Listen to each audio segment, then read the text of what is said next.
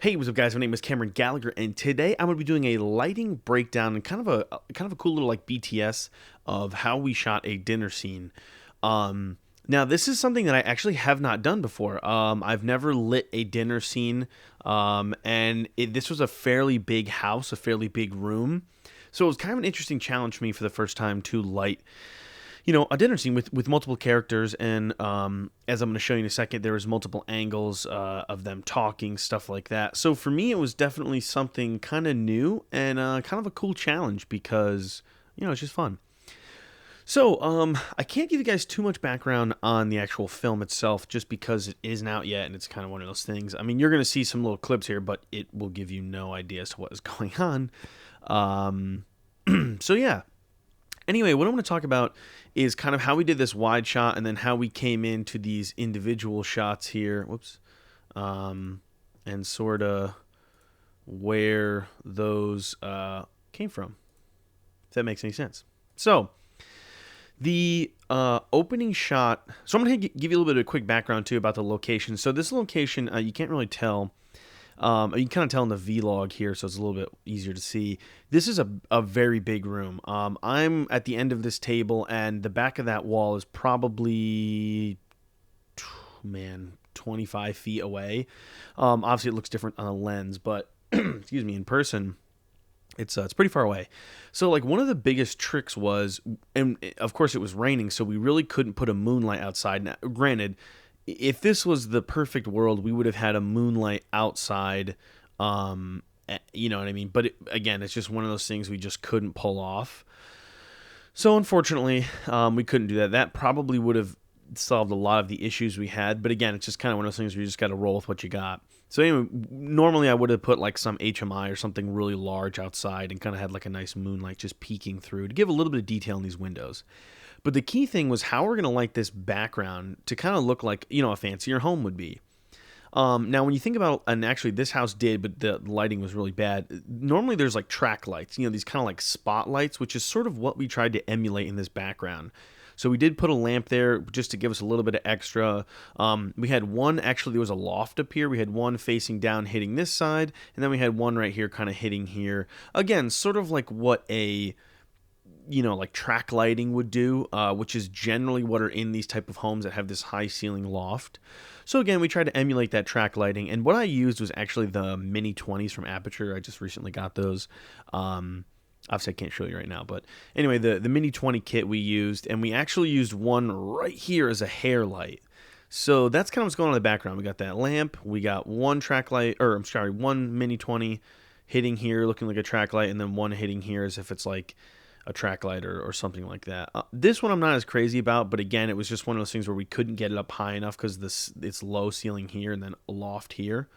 And then again, the other Mini 20 is like a kicker on the back of their heads, mainly her head right here. But again, kind of emulating as if there was like some type of track lighting going on.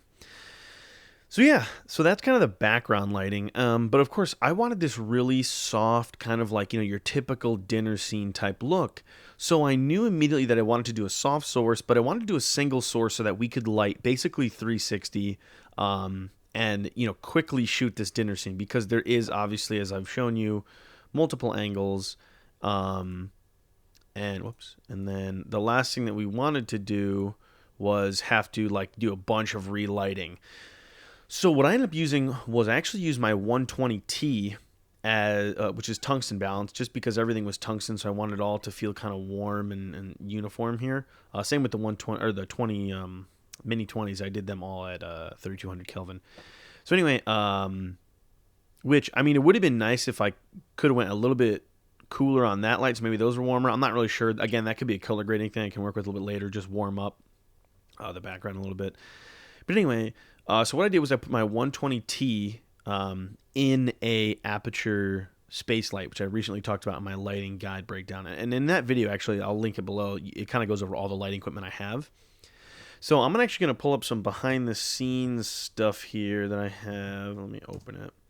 So these are a few behind the scenes shots that I can kind of show you. So you can kind of see, this is the best picture of it, of course. So what we did was the 120T is boomed up, and you can kind of see what I was talking about, the almost like track lighting. Not that it really is track lighting, but again, it's that, it's kind of like that. Um, so what we did to emulate this is, oh, and there's that other kicker, which was actually a little bit over in the wide shot. This was for the close up.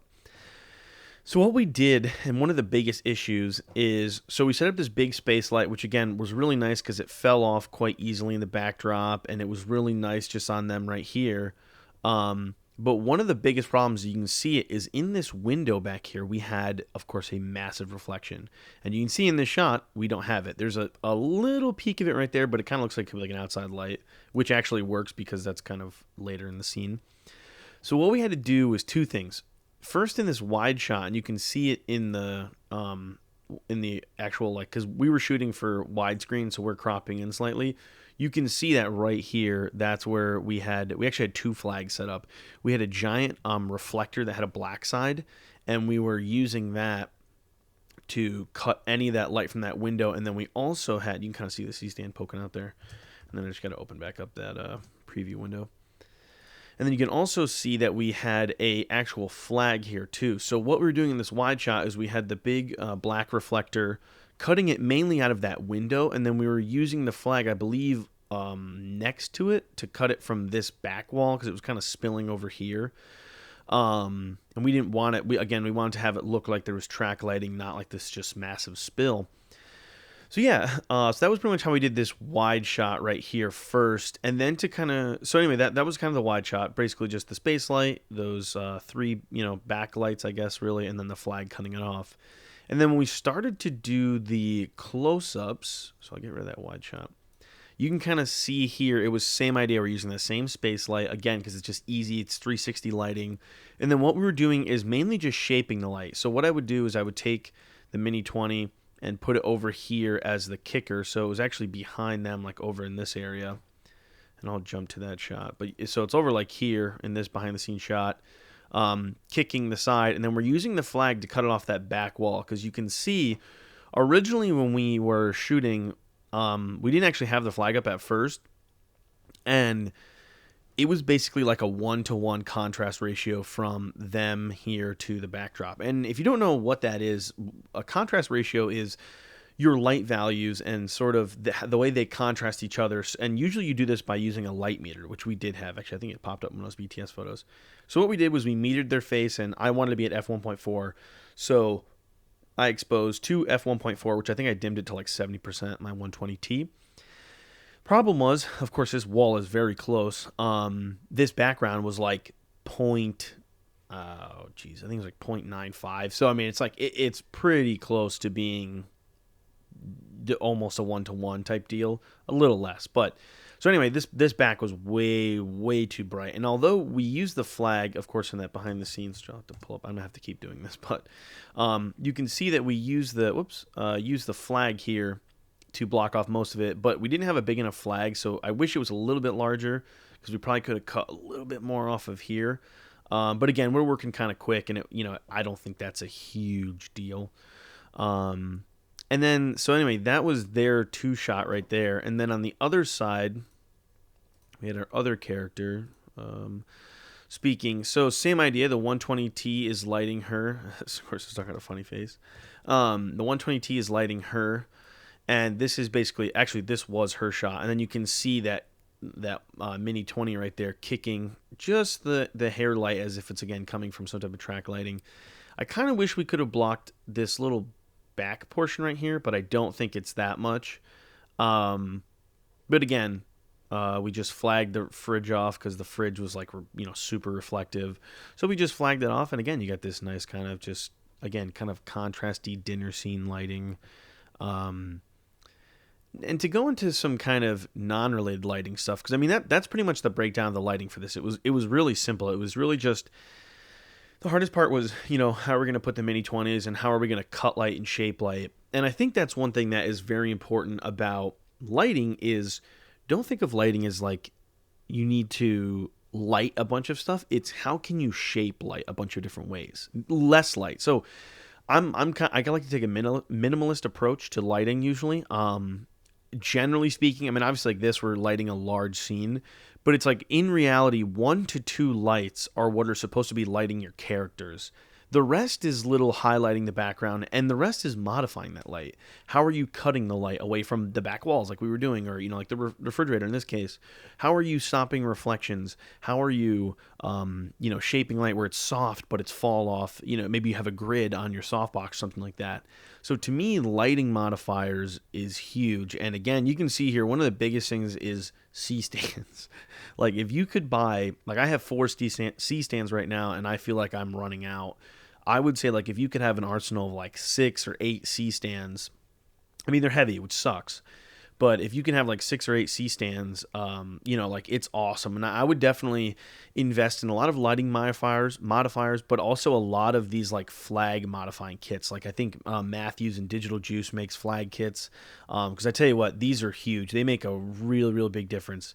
And the other thing I would totally recommend that we were kind of short on was sandbags and tennis balls. I actually went and got more tennis balls, and we figured out the sandbag situation, so everything was safe.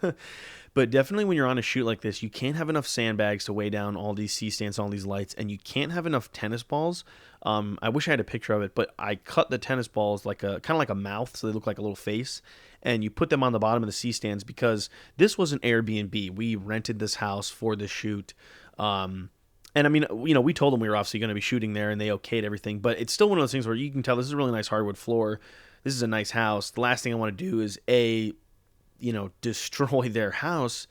And yes, we have insurance and things like that. But at the same time, it's just one of those things you just want to avoid if possible. So again, definitely, big takeaways for me from a lighting standpoint are modifying light, taking away light, and having those like sandbags and tennis balls and C-stands, those little extras, especially if you're shooting in someone else's house. Now, to kind of talk about some other cool behind-the-scenes stuff, just if you guys are interested, I mean, obviously, if you're here just for the lighting, you could probably check out now. We're going to be mainly talking about more of the other kind of behind-the-scenes stuff about the shoot. One of the things that was really interesting, so coming into this shoot, we originally had a lot more dialogue and a lot more I don't want to say cutting because obviously that was later, but a lot more shots. It was originally going to be much more dialogue, and we kind of had this like, there's more like banter between everyone. And what I realized was it was getting to be too intense. So what I found was, and one thing I totally recommend if you're doing a short film in particular, obviously in a feature film, it depends, but from a short film perspective, it's one of those things where you really want to limit the amount of shots you have to do just based on production. You want to be quick, you want to be fast. Obviously your actors and actresses are sitting there, waiting for you. So you don't want to have to, you need to get the product that you want and need, but at the same time, you don't want these people sitting around for hours because they're obviously taking the time out of their day. Even if they're getting paid, it's still just annoying to just be sitting there. So what we tried to do is we tried to really knock down the shots. So we tried to pretty much just have this wide, which establishes who they are, her first line, and then we really sat on this 2-shot for most of his dialogue. And one thing that I really thought was really interesting is cutting to reactions. And I'd seen this actually in a video for This Guy Edits. He talked to one of the editors on a TV show, and I can't think of the TV show right now, with J.K. Simmons. And like one of the things I thought that was so interesting they were talking about was the idea to, instead of show someone saying something, maybe show their reaction. So like in this scene, she has a lot of dialogue in the second part, and yes, we're kind of showing her obviously saying these things, but I'm actually sitting more on her reaction to these, because her reaction in this scene is much more important. Now, again, I can't really go into it, but her expressions and her just nature in this scene is much more important than what the other characters, not the other character, her saying stuff isn't important. It's just that we're looking, what her emotion is less important than what her emotion is going on in the scene. So that's what I'm going to keep in mind too when you're shooting this is it more important to see a line being said, or is it more important to feel the emotion of a character? And that's one way you can cut down on shots. So for instance, let's say I'm going to give you a totally different idea. Let's say this is a full conversation scene here, and let's say maybe this lady here and this girl here start arguing at this table. So is it more important in that situation to show they're arguing, or maybe it's important to see these other characters in the way they're reacting to that argument? Maybe from a story perspective, that's more important. So it may kind of determine the way you shoot this. Maybe you're shooting a two-shot where we can see her arguing, but we're seeing his reaction, and maybe we can see more of her reactions. Again, it's just an easy way, especially in, like I said, in like a dinner scene like this, where you want to pick, you have a lot of characters. Obviously, you might have more characters if you're doing a bigger story. You want to pick the shots that you really need, so that way in the edit you don't have, you're not, you don't have 50. This is one of those things when I edited this project. I basically knew exactly what cuts were going to be where and exactly what character we were going to be on, because it's one of those things where I tried to minimize what we were shooting to what we need. I mean, yes, for safety, you want to make sure you have enough. But again, that's just a quick little tip on from a story perspective and editing perspective. But one thing that was really cool too. So now I've been using, which I'm actually using right now, my Audio Technica shotgun mic, and I've been using this thing for a long time. I mean, I've probably had it for like 5-6 years, something like that now, maybe even longer. Actually, probably longer. And although I can't play you any of this audio because, again, I can't show you guys really too much about what's going on, we used a Sennheiser MKH 8060. And you can kind of see it pop in frame for a second there. Oh, there it is somewhere. And I wanted to talk about this mic because this is the first time that I've so we actually had a sound guy, which is not very common for a lot of the productions that I do. They're usually very low budget. Usually I'm running sound, or if it's a sound, it's usually my equipment and someone's just running the sound. So a huge shout out to Josh Miner from Sleepy Owl Films. I'm sorry. He kind of came in as our sound guy, and he brought the Sennheiser MKH 8060 along with Sound Devices Mix Pre 6. This combination is incredible. I just had to tell you guys because it's something that I might try to get my hands on. I might talk to him and see if I can borrow it for a little bit and do a video about it, because I am incredibly impressed with how this mic sounded. Again, you can kind of see this place is pretty big. Again, there's a loft too, so like the echo was so intense in here. And it was just one of those things where we didn't have the budget or time or really the resources to bring in any type of like sound dampening or anything like that. So it was pretty much we just had to go on good boom skills and, of course, just good microphones that have the pickup pattern is well enough to kind of drop that off. And I was incredibly impressed. I mean, this microphone sounds amazing. Like the clarity and the crispness of the voice. It's full, it's bassy, but it's not too like bass heavy. It's honestly, it was pretty mind-boggling for me, especially in editing this entire short where some of the other scenes weren't shot with that microphone. Not that maybe the average person in the film would know the difference or hear the difference, but when you talk about raw audio just straight out of the recorder, which again, the recorder too, the Mix Pre 3, the preamps are incredible. It just sounds so good. And of course, they have these amazing analog limiters. So it's one of those things where no one talked really that loud, but there was a couple times where like somebody would set like a cup down. It would be like that kind of like loud, like piercing sort of sound. And you didn't really have to worry because the limiters on that thing are so good that if something like that were to happen, it's not a problem. And of course it does do an audio, it does do a backup track. Or I think you can set it to do a backup track, but in our case, we didn't even need it because it's so good. But anyway, I just want to give you guys that little heads up too, that I'm hoping to get a hold of that mic and that system, and I can kind of do a little test between my Zoom H6 and my Audio Technica mic, which the H6 is obviously pretty new, and it's a fairly like prosumer recorder, and this microphone was like $300 when I bought it, so it's really cheap in the scheme of things. And obviously the 8060 is like $1,200, and the Mix Pre 6 I think is like $1,000. So I'd be really curious to see head-to-head how those sound. But again, that's what we use for our audio system. And this entire thing was shot on the GH5. I am using the Metabone Speed Booster, the XL. It's the XL. And we shot most of this on Sigma lenses. 18 to 35 for this wide shot. And then this was the 50 for these shots right here. So... Actually, this was 18 to 35 as well. Yeah, 18 to 35 at 35. This one was at, like, I think 24, and then these were at 50. I'm sorry, that's the Sigma 50 1.4. But yeah, so I was super happy with the GH5 and how it did. I mean, we were at ISO 400 for all of these shots. The only shot we were at 800 for was this sort of like shot where she looked back. But again, that's kind of a totally different thing. These are like little insert shots. They're not really the dinner scene style. But yeah, so anyway, guys, that's kind of some BTS. I hope you guys enjoy this. I know it's a little more laid back. I feel like it's gonna be a long video.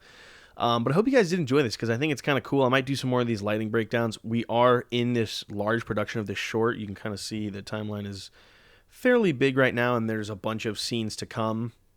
We have a big scene that's got to go in right here. Like I said, I can't really show you guys too much. And then a lot more scenes at the end. I think the short will be probably around the 8-9 minute mark.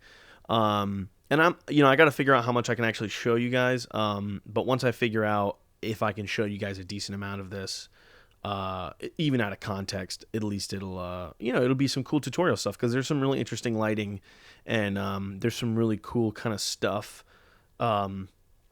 technique wise that we were using throughout the entire film and we're going to be using. So I'm really excited to kind of talk about that. But I hope you guys enjoy this dinner scene kind of lighting breakdown. It's something that I haven't seen a ton of online. I think my email just went off. But anyway, I hope you guys enjoy this video, and I'll catch you guys later.